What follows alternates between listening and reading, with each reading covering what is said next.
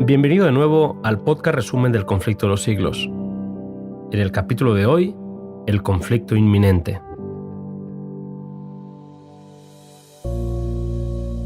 El conflicto que se inició en el cielo vive sus últimos capítulos en la tierra. Por un lado, las leyes de los hombres, y por el otro, los mandatos de Dios. La religión de la Biblia o la religión de las fábulas y de la tradición. Una batalla entre la verdad y el error en el que la Biblia tiene un papel fundamental. Este libro, que ha llegado a nosotros a costa de mucho padecimiento, no es apreciado debidamente. Aunque está al alcance de todos, pocos son los que se toman en serio su contenido. La incredulidad predomina al mundo y tristemente también a la Iglesia. Muchos que se creen maestros dudan de puntos que la Biblia presenta tales como la creación, la caída del hombre, la expiación y el carácter perpetuo de la ley de Dios. Se ve como una prueba de madurez y sofisticación intelectual el dudar de la Biblia y eliminar sus verdades más importantes.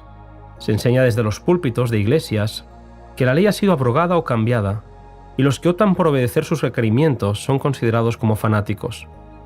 Pero pisotear la ley implica negar la autoridad del legislador. Rechazar la verdad bíblica implica rechazar aquel que es la verdad.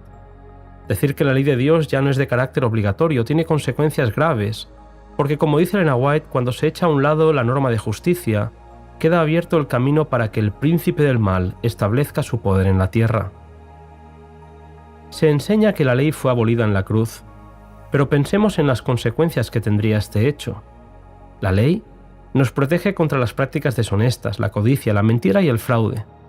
Protege la propiedad de tal forma que el más fuerte no se haga con lo que posee el más débil.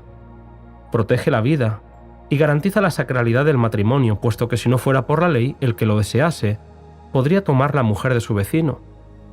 Los hijos no vacilarían en atentar contra la vida de sus padres si al hacerlo pudiesen satisfacer los deseos de sus corruptos corazones.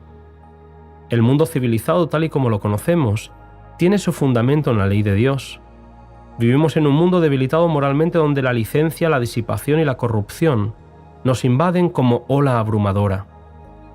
Incluso en los hogares de los que pretenden ser cristianos se puede ver la envidia, las sospechas, la hipocresía, la frialdad, la rivalidad, las disputas, las traiciones y el desenfreno de los apetitos.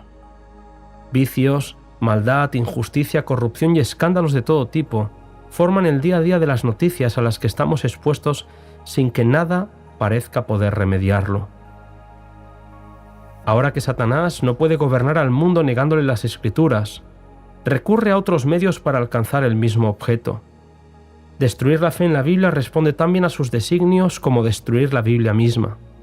La difusión de doctrinas no bíblicas como la inmortalidad del alma y la consiguiente enseñanza de los tormentos eternos ha inducido a muchos a dudar de la Biblia. Otros dicen que la ley está vigente en todos los puntos excepto uno, el del sábado. Curioso que se diga que el único mandamiento que está abolido es aquel que la mayoría no está dispuesto a cumplir por ir en contra de lo que tradicionalmente han hecho.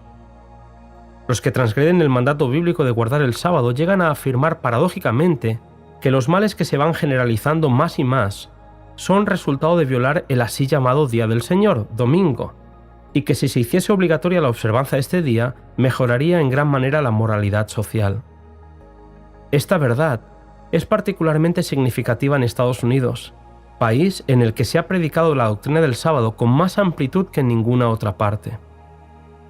El peligro de esta situación es que muchas de las iglesias que predican la santidad del domingo son en su mayoría lugares en los que se viven muchos de los principios del Evangelio. Elena White advierte de la estrategia de Satanás de mezclar el error con una porción suficiente de verdad como para que tome con menos recelo el error. Ella escribe: podemos encubrir un veneno mezclándolo con un alimento sano, pero no por eso cambiamos su naturaleza. La advertencia que voy a leer a continuación es trascendental. Merced a los dos errores capitales, el de la inmortalidad del alma y el de la santidad del domingo, Satanás prenderá a los hombres en sus redes. Mientras aquel forma la base del espiritismo, este crea un lazo de simpatía con Roma. Los protestantes de los Estados Unidos serán los primeros en tender las manos a través de un doble abismo al espiritismo y al poder romano. Y bajo la influencia de esta triple alianza este país marchará en las huellas de Roma, pisoteando los derechos de la conciencia. En la medida que el espiritismo imita más de cerca al cristianismo, tiene mayor poder para engañar y seducir. Milagros, sanidad y prodigios innegables serán mostrados como evidencia de la manifestación del poder divino, sin que necesariamente tengan ese origen divino. Quizás no lo podamos ver, pero la Biblia nos dice que estamos en un conflicto entre el bien y el mal. Jesús nos quiere salvar, y Satanás está empeñado en arrojar a sus víctimas a la eternidad. Es Dios quien protege a sus criaturas y las guarda del poder del destructor, que está listo para emplear su poder en cuanto Dios se lo permita. Elena White escribe: «El mundo cristiano ha manifestado su menosprecio a la ley de Jehová, y el Señor hará exactamente lo que declaró que haría. Alejará sus bendiciones de la tierra y retirará su cuidado protector de sobre los que se rebelaron contra su ley y que enseñan y obligan a los demás a hacer lo mismo». Se nos dice que la línea de separación entre los que profesan ser cristianos y los impíos es actualmente apenas perceptible. Los miembros de las iglesias aman lo que el mundo ama. Ella sigue diciendo: «Al par que se hace pasar ante los hijos de los hombres como un gran médico que puede curar todas las enfermedades, Satanás producirá enfermedades y desastres al punto que ciudades populosas sean reducidas a ruinas y desolación. Ahora mismo está obrando. Ejerce su poder en todos los lugares y bajo 1000 formas, en las desgracias y calamidades de mar y tierra, en las grandes conflagraciones, en los tremendos huracanes y en las terribles tempestades de granizo, en las inundaciones, en los ciclones y en las mareas extraordinarias y en los terremotos. Destruye las mieses casi maduras, y a ellos siguen la hambruna y la angustia. Propaga por el aire emanaciones mefíticas, y miles de seres perecen en la pestilencia. Estas plagas irán abundando más y se harán más y más desastrosas.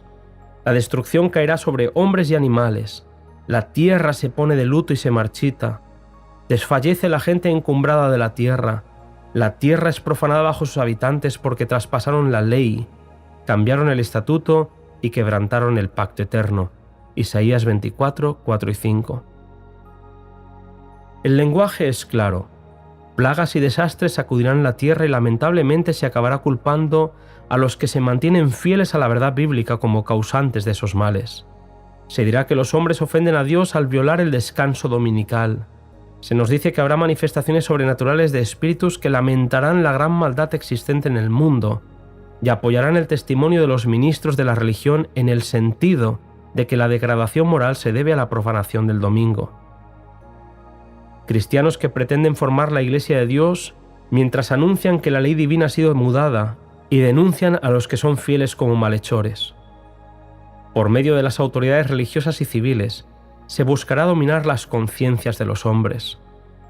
Elena White afirma que los que honran el sábado de la Biblia serán denunciados como enemigos de la ley y del orden, como quebrantadores de las restricciones morales de la sociedad y, por lo tanto, causantes de anarquía y corrupción que atraen sobre la tierra los altos juicios de Dios.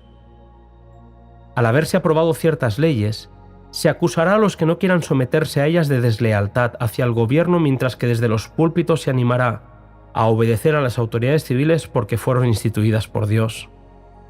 Se nos dice que a medida que las iglesias protestantes rechacen los argumentos claros de la Biblia en defensa de la ley de Dios, desearán imponer silencio a aquellos cuya fe no puedan rebatir ya con la Biblia. Aunque se nieguen a verlo, el hecho es que están asumiendo actualmente una actitud que dará por resultado la persecución de los que se niegan en conciencia a hacer lo que el resto del mundo cristiano está haciendo y a reconocer los asertos hechos en favor del día de reposo papal.